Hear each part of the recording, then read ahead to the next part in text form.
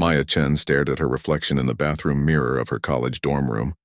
At 19, she looked like any other student at Stanford University. Messy black hair tied in a ponytail, tired eyes from staying up late studying quantum physics, and a faded t-shirt with pizza stains. Nobody would guess that just 2 years ago she had commanded a fleet of alien starships in the greatest battle the galaxy had ever seen. The scar on her left temple was barely visible now, hidden under her hair, but Maya could still feel it burning sometimes, especially when she remembered the plasma blast that had nearly killed her during the final assault on the Vorth Empire's command ship. She touched the spot gently, then quickly pulled her hand away. She had promised herself she would stop thinking about the war. Her phone buzzed with a text from her roommate Jessica. "Study group in 20 minutes. Don't be late again." Maya sighed and grabbed her backpack. Calculus homework seemed so pointless after you had calculated hyperspace jump coordinates, while enemy missiles exploded around your ship. Walking across campus, Maya watched her fellow students laughing and complaining about their problems. Sarah worried about her boyfriend not texting back. Marcus stressed about his chemistry exam. Jennifer panicked about her parents visiting next weekend. Maya wanted to shake them and scream that none of it mattered. But instead, she just smiled and nodded when they included her in conversations. The war had started when Maya was 16. The Vorth Empire, a race of insectoid aliens, had invaded human space without warning. Their technology was superior, their numbers overwhelming. Earth's military forces were being destroyed faster than they could be replaced. That's when the government made a desperate decision that changed everything. They had discovered that younger human brains could interface directly with alien technology captured from early battles. The neural pathways of teenagers were flexible enough to adapt to the strange, biomechanical computers the Vorth used. Adults couldn't make the connection work, but kids could, so they started recruiting children to pilot captured alien ships. Maya had been working at her parents' restaurant in San Francisco when the recruiters came. Her parents had immigrated from China, and Maya spoke both Mandarin and English fluently. But more importantly, she had always been good with computers and had perfect spatial reasoning scores. The military needed someone who could understand three-dimensional space combat, and Maya's brain lit up their testing equipment like a Christmas tree. Her parents cried when she volunteered. They begged her not to go, but Maya had watched the news reports. Entire human colonies were being wiped out. Billions of people were dying. She couldn't just stay home and pretend it wasn't happening. The training was brutal. They surgically implanted neural interfaces in her brain and taught her to merge her consciousness with alien ships. The technology was partly alive, requiring a mental connection that felt like drowning in someone else's thoughts. Many kids couldn't handle it and suffered permanent brain damage. Maya not only survived but excelled. Within 6 months, she was commanding a single captured Vorth fighter. Within a year, she led a squadron of 12 ships. By her 18th birthday, Maya commanded the largest human fleet in the war, over 300 vessels of various alien designs. The press called her the miracle commander and the savior of humanity. Maya just felt tired and old beyond her years. The final battle happened near Jupiter. The Vorth had gathered their entire remaining fleet for one last push toward Earth. Maya's combined human and alien armada met them in space, and the fight lasted 18 hours. Ships exploded like fireworks while Maya coordinated attacks across light minutes of space. Her consciousness stretched across dozens of vessels simultaneously. When the last Fourth Command ship finally fell, Maya was unconscious for 3 days. The neural strain had nearly killed her. When she woke up in a military hospital, the war was over. Humanity had won, but the cost was enormous. Of the original 500 teenage commanders, only 43 survived with their minds intact. Now, sitting in her calculus class, Maya tried to focus on the professor's explanation of derivatives. But her enhanced brain, still carrying alien neural pathways, processed the simple mathematics in nanoseconds. She found herself calculating the orbital mechanics needed to position a fleet around a gas giant instead. "Miss Chen, perhaps you could solve this problem for us." Professor Williams pointed at an equation on the whiteboard. Maya glanced at it. The answer was obvious, but she had learned to pretend these things were difficult. She walked to the board and deliberately made a small mistake, then corrected it as if she had just figured it out. Her classmates nodded approvingly, thinking she was smart but not impossibly so. After class, Maya walked to her job at the campus bookstore. It was mindless work, scanning barcodes and organizing shelves, but it helped her feel normal. Her manager, an older woman named Carol, treated her like any other college student. Carol had no idea that Maya could have destroyed entire star systems if she still had access to her old ships. The government had offered Maya anything she wanted after the war. A full ride to any university, a mansion, millions of dollars, even her own planet to govern.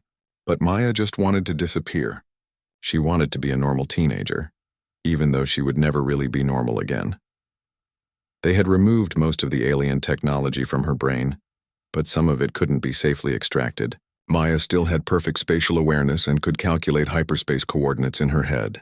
Sometimes she dreamed in alien colors that had no names in human language, and occasionally, late at night, she could still feel the ghost signals from ships that no longer existed. Maya finished her shift and walked back to her dorm as the sun set over the California hills. Students passed by talking about parties and homework and relationship drama. They lived in a universe where the greatest threat was a failed exam or a broken heart. Maya had made that possible for them, but the knowledge felt heavy rather than rewarding. In her room, Jessica was getting ready for a date, trying on different outfits and asking Maya's opinion. Maya smiled and helped her choose, giving advice about makeup and shoes. It felt surreal, like playing dress-up in someone else's life. But it was the life Maya had chosen, and she was determined to make it work. As Jessica left for her date, Maya sat at her desk and opened her physics textbook. Tomorrow there would be another exam, another chance to pretend that stellar mechanics and quantum theory were challenging new concepts rather than tools she had used to save the human race. She would continue being just another college student, hiding the fact that she had once held the fate of billions in her teenage hands. The nightmare started again on a Tuesday night in October. Maya woke up screaming, her sheets soaked with sweat, the taste of alien atmosphere still burning in her throat. Jessica sat up in the opposite bed, concerned and confused. "Maya, are you okay? You were speaking in some weird language." Maya's heart pounded as the dream fragments faded. She had been back in the command interface, feeling the death of thousands of ships through her neural link. The alien language Jessica mentioned was Vorth battlespeak, something Maya's brain had absorbed during her time connected to their technology. "Just a bad dream," Maya whispered, getting up to change her soaked pajamas. "Sorry I woke you, but it wasn't just one bad dream." Over the next week, the nightmares came every night. Maya found herself sleeping less and less, afraid to close her eyes. Her grades started slipping, and her professors noticed her falling asleep in class. Jessica suggested she see the campus counselor. Maya knew she couldn't tell a regular therapist about commanding alien fleets. The government had made her sign papers promising never to reveal details about the war. Officially, the Teenage Commander program was still classified. The public knew young people had helped win the war, but not how young or what they had endured. Instead, Maya tried to cope on her own. She spent hours in the campus gym, pushing her body until exhaustion forced dreamless sleep. She took extra shifts at the bookstore, keeping her mind busy with simple tasks, but the memories kept breaking through. During her American history class, Professor Martinez was discussing World War II. He talked about the psychological trauma soldiers experienced, how young men returned from battle forever changed by what they had seen and done. "War leaves invisible scars," the professor said. "These soldiers were heroes, but they paid a price that society often didn't understand or acknowledge." Maya felt tears forming in her eyes. She quietly gathered her things and left the classroom, ignoring the strange looks from other students. In the hallway, she leaned against a wall and tried to breathe normally. That evening, Maya made a decision. She accessed her old military files through a secure government portal. As a former commander, she still had clearance to contact other survivors of the program. Most had chosen to disappear like she had, but there was a support network for those who needed it. She found a contact for Dr. Elizabeth Hawkins, a military psychiatrist who specialized in treating the teenage commanders. Dr. Hawkins had been one of the few adults who understood what the children had gone through. Her office was in San Francisco, just an hour's drive from campus. Maya made an appointment for Saturday morning, telling Jessica she was visiting her parents. The drive to the city brought back memories of growing up there, but also of the day she left to join the military. Everything looked the same, but Maya felt like she was visiting an alien planet. Dr. Hawkins' office was in a quiet building downtown. The waiting room looked normal, with magazines and comfortable chairs, but Maya noticed the extra security measures. Soundproof walls, signal blockers, and a receptionist who checked Maya's ID against a restricted database. "Maya Chen," Dr. Hawkins said warmly as she emerged from her office. She was a woman in her 50s with kind eyes and graying hair. "It's good to see you again, though I wish it were under better circumstances." Maya remembered Dr. Hawkins from the debriefing sessions after the war ended. She had been one of the few adults who didn't treat the teenage commanders like either broken children or war heroes. She just saw them as young people who needed help processing impossible experiences. "The nightmares are back," Maya said once they were seated in the private office. "I thought I was done with all this." "Recovery isn't linear," Dr. Hawkins explained. "You've been suppressing memories and emotions for 2 years, trying to live a normal life. Sometimes the mind needs to process trauma, even when we think we've moved past it." They talked for an hour about Maya's experiences at college, her attempts to fit in, and the weight of keeping such enormous secrets. Dr. Hawkins listened without judgment, occasionally taking notes. "You're not the first former commander to struggle with this transition," she said. "The others report similar difficulties. You saved humanity, but now you're expected to care about pop quizzes and cafeteria food. It's a jarring shift." "I wanted normal," Maya said. "I chose this life." "You did, and that choice shows incredible strength. But wanting a normal life doesn't erase what you experienced. You commanded ships in battles that killed millions. You made decisions that determined the fate of entire star systems. Processing that trauma isn't a sign of weakness." Dr. Hawkins prescribed medication to help with the nightmares and scheduled weekly sessions. She also gave Maya contact information for other former commanders who were working through similar issues. "You don't have to face this alone," she said. "There are 37 other survivors, and most of them struggle with the same feelings of isolation and displacement." Driving back to campus, Maya felt something she hadn't experienced in months: relief. For the first time since the war ended, someone understood what she was going through. She wasn't crazy or weak. She was just a young woman trying to heal from experiences that no human being should have endured. That night, Maya called one of the numbers Dr. Hawkins had given her. A voice answered on the third ring. "This is Alex." "Hi. This is Maya Chen. Dr. Hawkins gave me your number." There was a pause, then a sharp intake of breath. "Maya Chen? The Maya Chen? Commander of the Final Fleet." Maya smiled despite herself. "That's me, though I prefer to be called just Maya these days." Alex laughed, and Maya could hear relief in his voice. "I can't believe you called. I've been wondering how you were doing. I commanded the 3rd Squadron under you during the Jupiter battle." They talked for 2 hours. Alex was 21 now, studying engineering at MIT.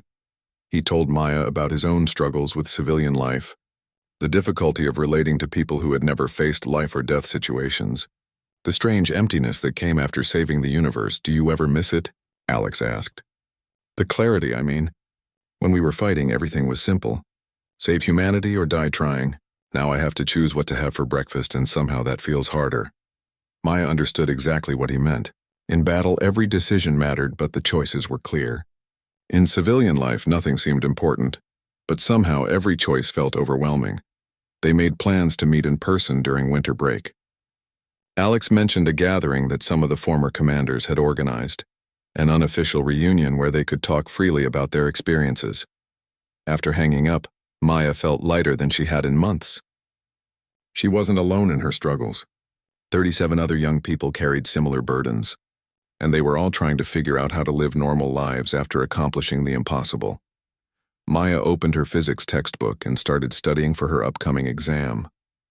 The material was still absurdly easy, but now she had a different perspective on her strange situation. She wasn't hiding from her past anymore. She was integrating it, learning to be both the teenager who had saved humanity and the young woman who just wanted to belong. The nightmares would probably continue for a while, but Maya no longer faced them alone. She had found her tribe again, people who understood what it meant to carry the weight of impossible responsibility and then try to live a normal life afterward.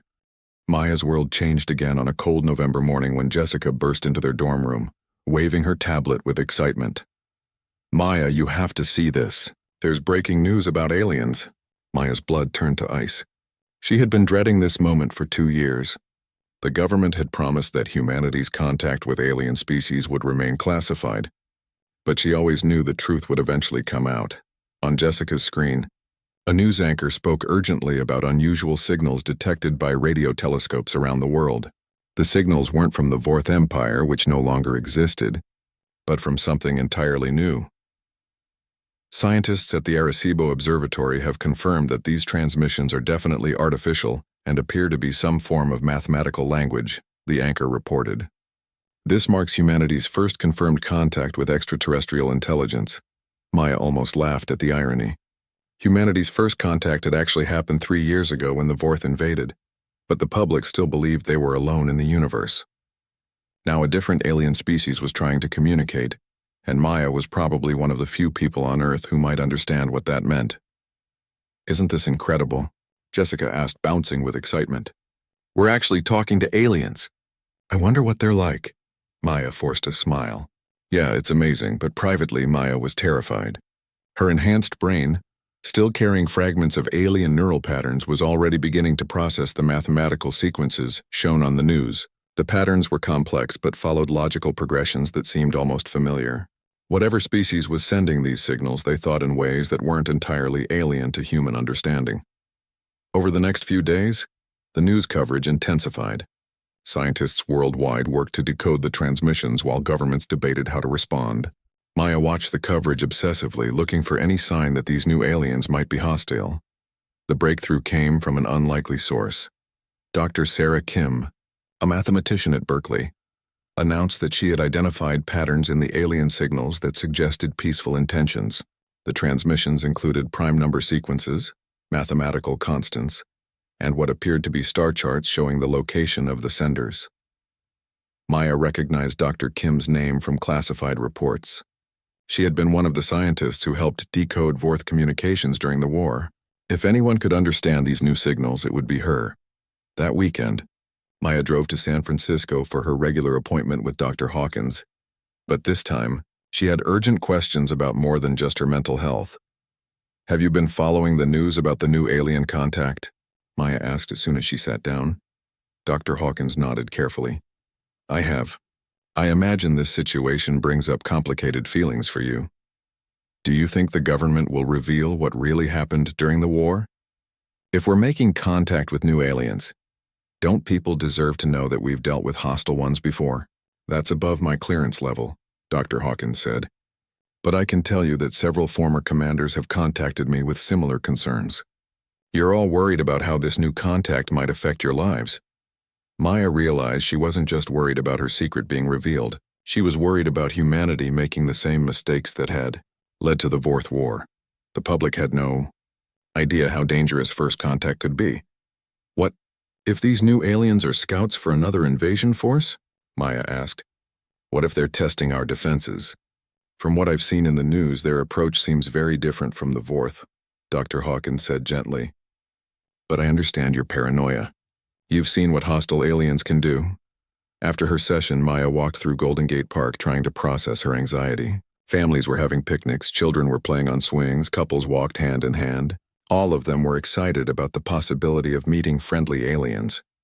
None of them knew how close they had come to extinction just 2 years ago. Maya's phone rang. It was Alex, the former squadron commander she had reconnected with. "Are you watching the news?" he asked without preamble. "Unfortunately, yes. We need to talk. All of us. I've been in contact with other former commanders, and we're all thinking the same thing. What if these new aliens aren't as peaceful as everyone hopes? What are you suggesting?" "A meeting. Somewhere we can speak freely. I know we're all trying to live normal lives, but we might be the only people on Earth who truly understand what's at stake." Maya felt a familiar weight settling on her shoulders. Just when she was starting to heal from the war, the universe was pulling her back into impossible responsibilities. "Where and when?" she asked. 3 days later, Maya found herself in a private conference room at a hotel in Los Angeles. 16 former teenage commanders had made the trip, the largest gathering of survivors since the war ended. Maya looked around the room and saw faces that had haunted her memories. Young men and women who had shared the burden of saving humanity. Alex had grown taller and broader, but his eyes still held the same intensity Maya remembered from battle briefings. Sarah Martinez, who had commanded the stealth fleet, looked like a normal college student until you noticed how she automatically positioned herself where she could see all the exits. Thomas Wright, the youngest commander at just 15 during the final battle, was now 17 but seemed decades older than his age. "Thanks for coming," Alex said, standing at the head of the table. "I know we all just want to be normal, but the current situation has implications that the rest of humanity doesn't understand. Have any of you been able to decode the new transmissions?" asked Sarah. Maya nodded slowly. "Some of it. My brain still carries Vorth neural patterns, and there are similarities in how the mathematics are structured. These aliens think logically, but they're definitely not human. The question is whether they're hostile," Thomas said. His voice was deeper now, but Maya could still hear the child he had been when he learned to pilot alien fighters. "The transmissions seem peaceful," Maya said, "but so did the Vorth communications when they first arrived in our solar system. They sent mathematical greetings and requests for cultural exchange right up until they started bombing our colonies." The room fell silent as everyone remembered those early days of the war, when humanity thought they were making friends with an advanced civilization. "So what do we do?" asked Rachel Chen, who wasn't related to Maya despite sharing her last name. "We're not in command anymore. We're just college students and regular citizens." "Are we, though?" Alex asked. "We're the only humans with real experience in alien contact and interstellar warfare. If this situation goes bad, we might be the only ones who can recognize the warning signs." Maya felt the familiar pull of responsibility, the weight of knowledge that others didn't possess. Part of her wanted to walk away, to let someone else handle this new crisis. But another part of her, the part that had commanded fleets and made impossible decisions, knew that she couldn't ignore what was happening. "What are you proposing?" she asked. "Monitoring," Alex said. "We keep watching the situation, sharing information, and preparing for the possibility that things might go wrong. We don't interfere unless we have to, but we stay ready." Maya looked around the room at the faces of young people who had already given so much. They deserved normal lives, college experiences, and the freedom to be teenagers, but they also possessed knowledge and skills that might be crucial for humanity's survival. "I'm in," Maya said finally. "But we need rules. We don't act unless there's a clear threat. We don't reveal ourselves unless absolutely necessary, and we try to maintain our normal lives as much as possible." One by one, the others agreed. They exchanged secure contact information and established protocols for sharing intelligence. Maya felt a mix of dread and relief. She wasn't ready to be a commander again, but she also couldn't ignore the possibility that humanity might need them once more. As the meeting ended and the former commanders prepared to return to their separate lives, Maya realized something important. Whether she liked it or not, she would never be just a normal college student. The war had changed her permanently, and that change came with ongoing responsibilities. But this time she wouldn't face those responsibilities alone. 2 weeks after the secret meeting in Los Angeles, Maya's carefully constructed normal life began to unravel. It started with small things. Her physics professor, Dr. Reynolds, asked her to stay after class. "Miss Chen, I've noticed something unusual about your work," he said, pulling out her latest assignment. "Your solutions to these quantum mechanics problems are correct, but you're using mathematical approaches that aren't taught at the undergraduate level. Where did you learn these techniques?" Maya's heart raced. The methods she had used were standard. Calculations for hyperspace navigation, techniques burned into her brain during her time as a fleet commander. To her enhanced mind, the physics homework was laughably simple, and she had solved the problems using the most efficient methods available. "I just like to explore different approaches," she said carefully. "I've been reading graduate-level textbooks in my spare time." Dr. Reynolds looked skeptical but didn't push further. However, Maya knew she was walking a dangerous line. Her attempts to appear normal were becoming harder to maintain as the alien neural pathways in her brain continued to influence how she processed information. That evening, Jessica cornered her in their dorm room with her own questions. "Maya, I need to ask you something, and I want you to be honest with me," Jessica said seriously. "Sometimes you talk in your sleep, and it's not in any language I recognize. And yesterday when we were watching the news about the alien signals, you translated part of the mathematical sequence before the experts on TV did. What's going on?" Maya felt trapped. Jessica had been a good friend and roommate, but Maya couldn't tell her the truth. The classified nature of her past meant that even revealing small details could have serious consequences. "I've always been good with languages and mathematics," Maya said weakly. "Maybe I just have an intuitive understanding of patterns." Jessica stared at her for a long moment. "Maya, I've lived with you for over a year. I know when you're lying. You don't have to tell me everything, but please don't insult my intelligence." That night, Maya couldn't sleep. She stared at the ceiling, wondering how much longer she could maintain her cover. The alien contact situation was intensifying daily, and her unique knowledge made it almost impossible to act like a normal student who knew nothing about interstellar relations. Her secure phone buzzed with a message from Alex. "Emergency meeting. Can you get to DC tonight?" Maya's blood turned cold. Emergency meetings meant something had gone seriously wrong. She told Jessica she had a family crisis and needed to travel home, then caught the last flight to Washington, D.C.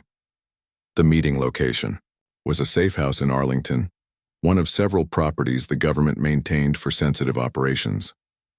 Maya arrived to find 8 other former commanders already gathered, their faces grim with worry. "What's the situation?" Maya asked as she took a seat. Alex activated a secure holographic display. 3 hours ago, the new alien signals changed. Instead of mathematical greetings, they are now transmitting detailed star charts showing the locations of every human colony and military installation. Maya felt ice in her veins. That's exactly what the Vorth did before they attacked. "It gets worse," said Sarah Martinez. "Government analysts are calling it a sign of friendship, proof that the aliens want to establish formal diplomatic relations. They're planning to respond with similar information about alien territories. They're going to tell a potentially hostile species exactly where to find us," Thomas said quietly, "and they think they're being polite." Maya studied the intercepted transmissions on the display. The mathematical structures were elegant and precise, but there was something underneath that bothered her. Her enhanced brain, with its alien neural pathways, was picking up subtleties that normal human analysis might miss. "There's something else," she said slowly. "These signals aren't just showing our colony locations. They're calculating resource values and defensive capabilities. Look at the way they categorize different star systems." Alex enhanced the display, and the pattern became clear. The alien transmissions were conducting a detailed survey of human space, categorizing each location by strategic and economic value. "This is reconnaissance," Maya said with certainty. "They're not planning diplomatic contact. They're planning invasion." "But the signal seems so peaceful," protested Rachel Chen.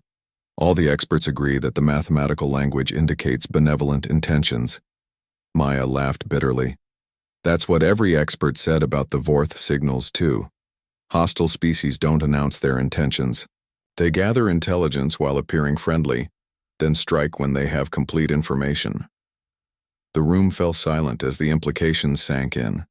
Humanity was about to make the same mistake that had nearly led to their extinction during the Vorth War. "What do we do?" asked Thomas.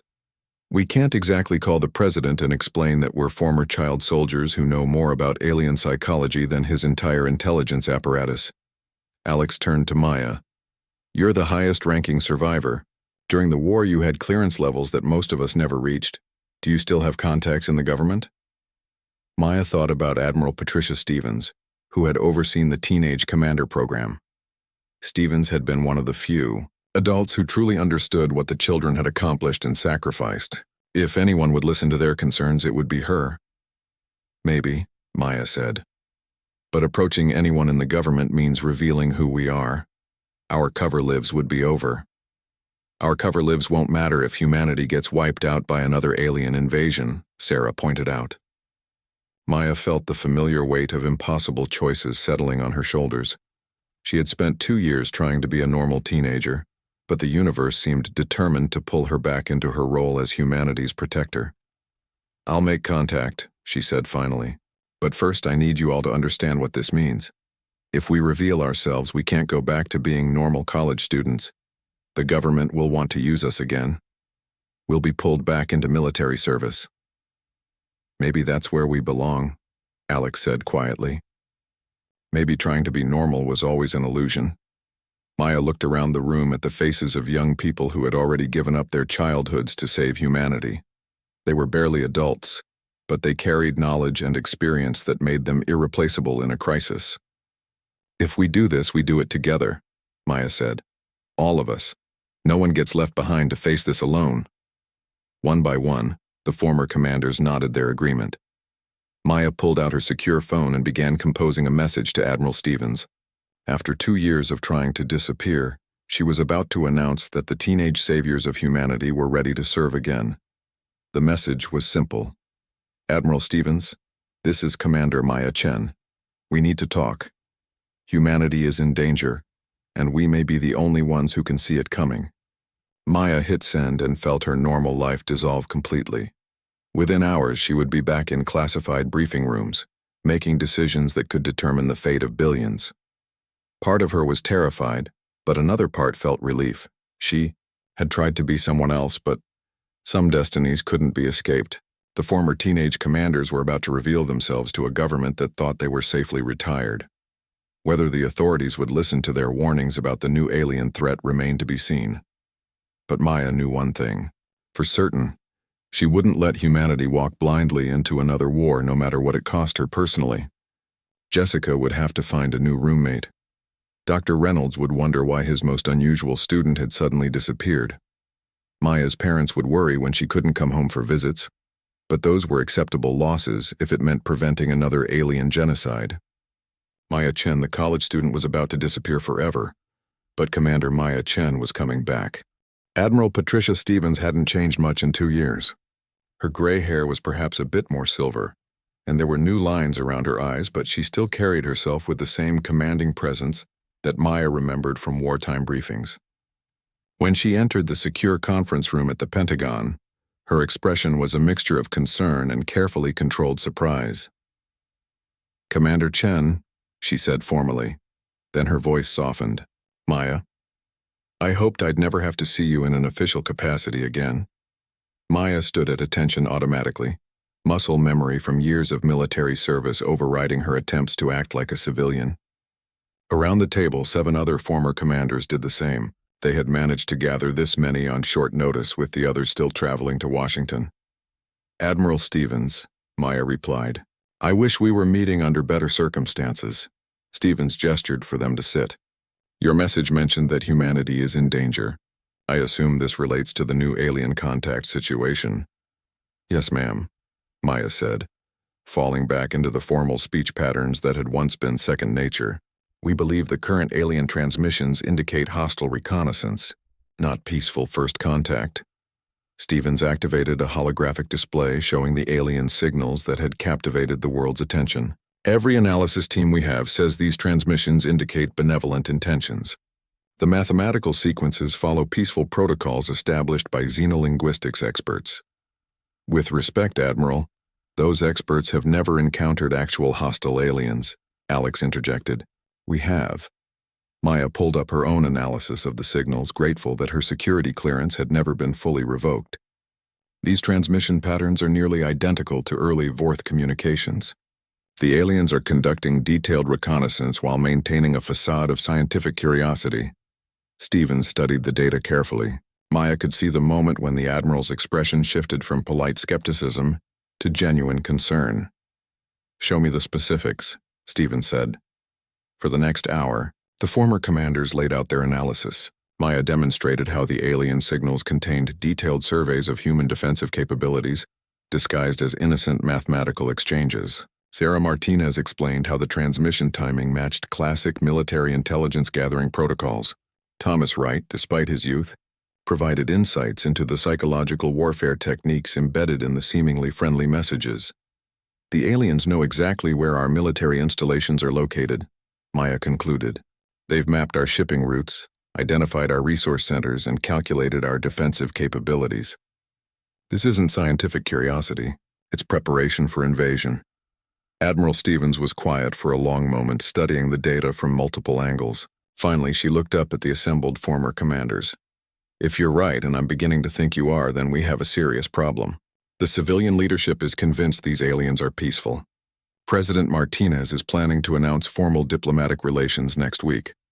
What about the military analysis teams? Alex asked. They're following established protocols for first contact, protocols based on theoretical models rather than actual experience with hostile species. You 8 are the only humans who have ever successfully fought an alien enemy. Maya felt the familiar weight of responsibility settling on her shoulders. What do you need from us, Admiral? First, I need a complete tactical assessment of the threat level. Second, I need recommendations for defensive preparations that won't alarm the civilian population. And third, Stevens paused, looking at each of the young faces around the table.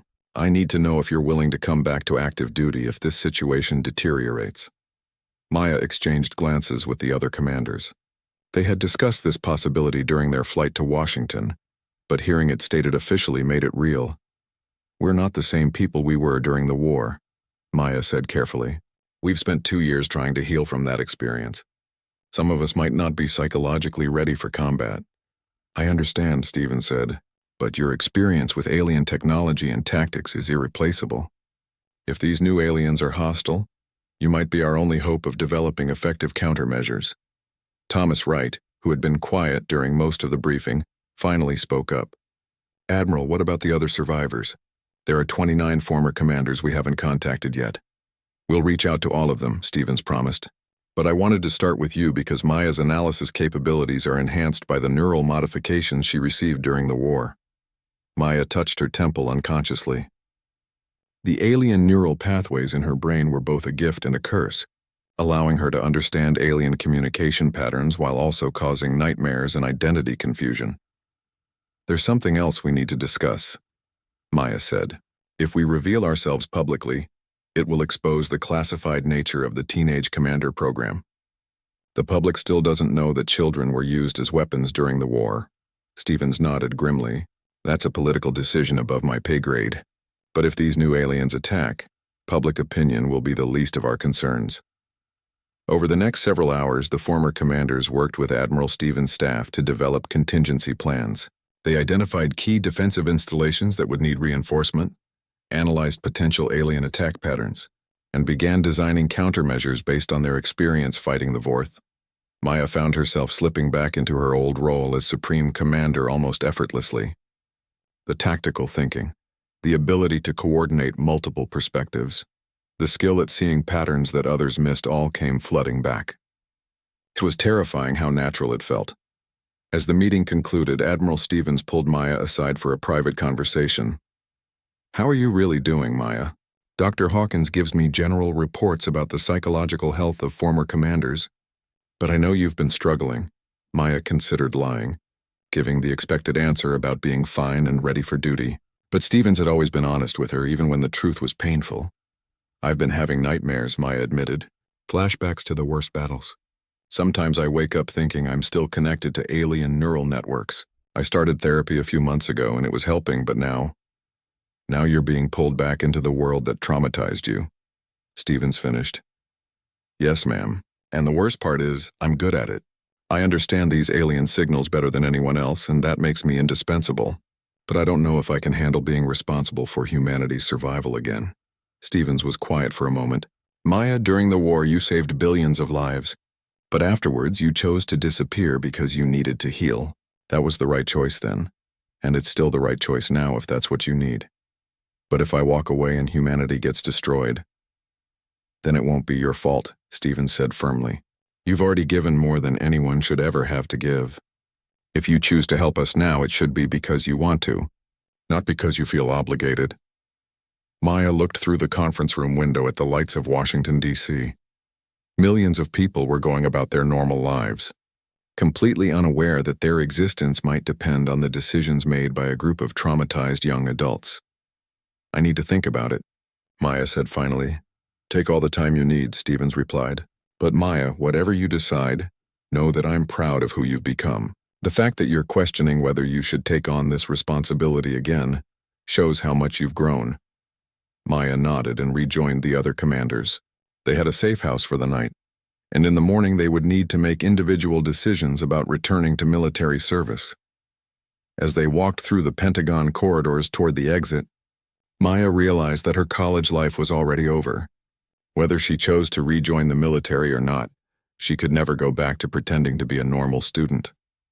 The secret was out and her civilian cover was blown. But maybe that wasn't entirely a bad thing. For 2 years she had been living a lie, pretending to be someone she wasn't. Perhaps it was time to accept who she really was. Maya Chen, former Supreme Commander of the human fleet, the teenager who had saved humanity and was now being asked to do it again.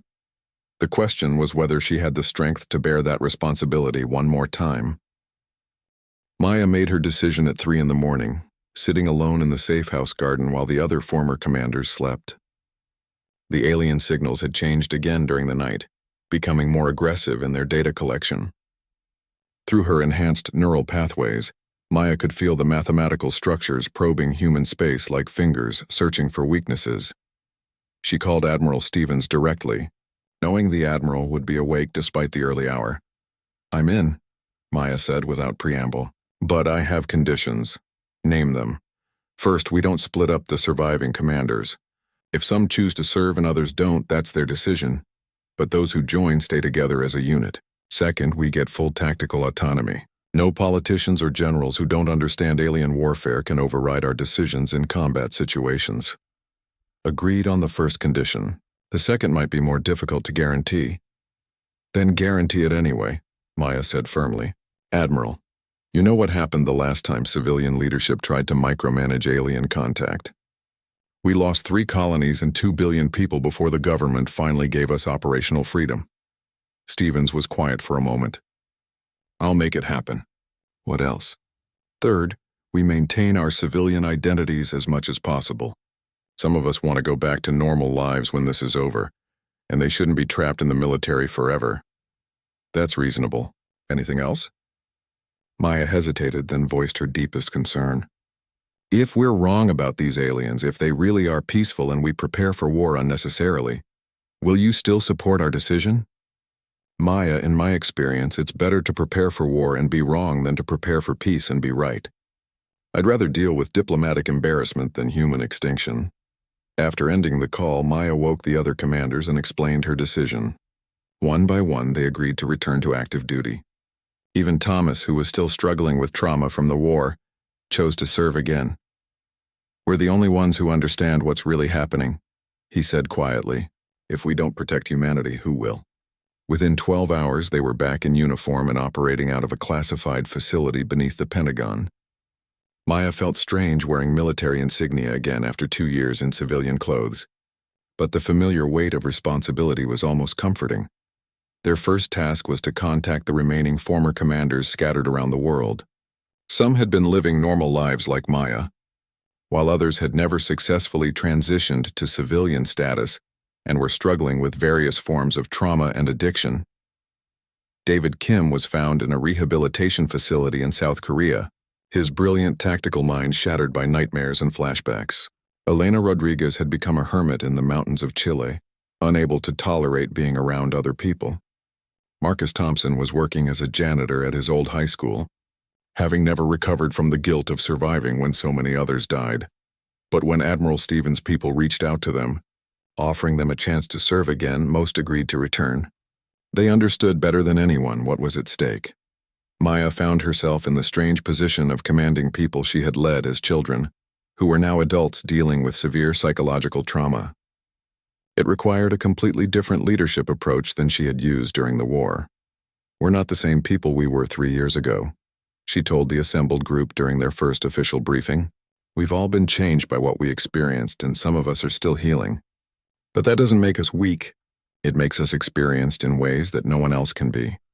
The alien signals continued to evolve, becoming more sophisticated and invasive. Maya's enhanced brain could decode them faster than any computer system. But the mental strain was enormous. Dr. Hawkins was brought in to provide psychological support for all the returning commanders. "The alien mathematics are getting more aggressive," Maya reported during a briefing with Admiral Stevens and the Joint Chiefs of Staff. "They're not just mapping our defenses anymore. They're testing them." "How so?" asked General Morrison, the chairman of the Joint Chiefs. Maya activated a holographic display showing the latest transmissions. "Watch the pattern here. They send a mathematical sequence that corresponds to our defensive satellite network, then wait for our response. When we respond with confirming data, they probe deeper. They're using our own politeness against us. This is exactly what the Vorth did, Alex added. They established communication protocols that seemed scientific, then used those protocols to map our entire defensive infrastructure. Admiral Stevens turned to Maya. What do you recommend? We stop responding to their transmissions immediately. Any information we give them will be used against us, and we begin quiet preparations for orbital defense. The President won't approve that without concrete proof of hostile intentions, General Morrison said. Maya felt her patience wearing thin. General, with respect, concrete proof of hostile alien intentions usually comes in the form of burning cities and dead civilians. By the time we have undeniable evidence, it's too late to prepare adequate defenses. Commander Chen is right, Admiral Stevens said. During the Vorth War, we lost billions of people because we assumed good intentions until the shooting started. I won't make that mistake again. Over the following days, Maya and her team worked around the clock to develop defensive strategies. They identified key vulnerabilities in human space that the aliens were likely to exploit, and began quietly reinforcing those positions. The work was exhausting, both mentally and emotionally. Maya found herself remembering why she had been so eager to retire from military service. The constant pressure, the life or death decisions, the weight of responsibility for billions of lives, it was taking a toll on all the returning commanders. But there were also moments of clarity that reminded Maya why this work mattered. When she successfully decoded an alien transmission that revealed the approximate size of their fleet, when she identified a mathematical virus hidden in their communications that could have disabled human computer systems, when she realized that the aliens' home system was over 300 light-years away, meaning they had been planning this invasion for decades. They're not responding to our presence in space, Maya explained during an emergency briefing. They've been coming here since before humans developed space travel. This invasion has been in the works for at least 50 years. The revelation sent shockwaves through the government. This wasn't a recently discovered species making contact. This was a predator that had been stalking humanity for generations. How long do we have? Admiral Stevens asked. Maya consulted her calculations, cross-referencing the alien transmission patterns with her knowledge of interstellar travel capabilities. Based on the signal delays and the mathematical references to stellar positions, I estimate their main fleet will arrive in approximately 6 weeks. The room fell silent. 6 weeks to prepare for an invasion by a species that had been planning this attack for decades. A species that had watched humanity develop space travel and deliberately waited until we had colonies worth conquering. What are our chances? General Morrison asked quietly. Maya looked around the room at the faces of military leaders who were depending on her assessment. She thought about the 16 former commanders working with her, all of them brilliant but damaged by their previous service. She thought about humanity's improved technology and defensive capabilities compared to the Vorth War. If we start preparations immediately, and the public cooperates with emergency measures, we have a chance, she said. But it won't be easy and the cost will be enormous. Admiral Stevens nodded grimly. Then we'd better get started. Maya realized that her brief attempt at a normal life was officially over. For the foreseeable future, she would be Commander Maya Chen again, responsible for defending humanity against an alien invasion that had been decades in the making. But this time, she wouldn't face the challenge alone. She had experienced teammates who understood the psychological cost of this responsibility, and military leadership that had learned from the mistakes of the previous war. Whether that would be enough to save humanity remained to be seen. The alien fleet arrived exactly on schedule, dropping out of hyperspace at the edge of the solar system like a nightmare made manifest. Maya watched the tactical displays from the command center beneath Luna Base, her enhanced brain processing the scope of the threat faster than the computer systems could analyze it. 1,200 ships, not as large as the Vorth Armada had been. But these vessels were more advanced, their hulls gleaming with technologies that bent light and space around them. Maya's neural implants, still carrying fragments of alien programming, screamed warnings as they detected energy signatures that defied human understanding. Fleet composition analysis complete, reported Alex from his tactical station. We're looking at approximately 400 heavy assault vessels, 600 support craft, and 200 ships of unknown configuration. The unknown configuration ships are the real threat, Maya said. her voice steady despite the terror coursing through her veins. "They're not following any design principles we've encountered before. Admiral Stevens, now serving as military liaison to the civilian government, activated the communication link to the President's emergency bunker. Mr. President, the alien fleet has arrived. Commander Chen's predictions were accurate." President Martinez's voice crackled through the speakers, tight with stress. "What are our defensive capabilities?" Maya called up the deployment status on her command display. 6 weeks of frantic preparation had transformed humanity's military position dramatically. The former teenage commanders had worked with engineering teams to design new defensive systems based on lessons learned during the Fourth War. "We have 43 orbital defense platforms armed with plasma artillery," Maya reported. 67 newly constructed starships using hybrid human-alien technology, and defensive installations around every major colony. "Our fleet is smaller than theirs, but our ships are better than anything we had during the last war." What Maya didn't mention was the most important advantage they possessed: experience. The 16 former commanders now leading humanity's defense had fought impossible battles before and won. They understood alien psychology, alien tactics, and the mental strain of prolonged space combat. The first alien transmission came 3 hours after their arrival. Unlike their previous communications, this message was brutally direct. "Attention, human species. You have developed beyond acceptable parameters. Your expansion into space represents a threat to galactic stability. Surrender your colonies and return to your homeworld, or face elimination." Maya translated the mathematical structures underlying the message, her enhanced brain picking up subtleties that the official translation missed. "They're not just demanding surrender," she told the assembled commanders. "The mathematical subtext indicates they consider us a disease that needs to be contained. This isn't about resources or territory. They see human expansion as fundamentally wrong." Thomas Wright, now 20 but still the youngest of the commanders, looked up from his sensor analysis. "Commander, I'm detecting massive energy buildups on the unknown configuration ships. Whatever they're planning to do, they're almost ready." Maya's tactical instincts, honed during years of impossible battles, immediately recognized the pattern. "All ships' emergency maneuvers. Those aren't weapons they're charging. They're terraforming devices." The realization hit her like a physical blow. The aliens weren't planning to conquer human colonies. They were planning to sterilize them, to transform every human world into something suitable for their own species. "Fleet-wide emergency signal," Maya commanded. "All civilian populations begin immediate evacuation to prepared shelters." This is not a conquest. This is an extermination. The next 6 hours were a blur of desperate combat as humanity's forces tried to prevent the aliens from reaching the inner colonies. Maya commanded the battle from 3 different perspectives simultaneously. Her consciousness distributed across multiple ship interfaces, while her body remained safely in the Luna command center. The hybrid technology ships performed better than expected, their combination of human innovation and captured alien systems proving surprisingly effective. But the aliens had advantages that even Maya's experience couldn't overcome. Their strange vessels could phase in and out of normal space, making them nearly impossible to target consistently.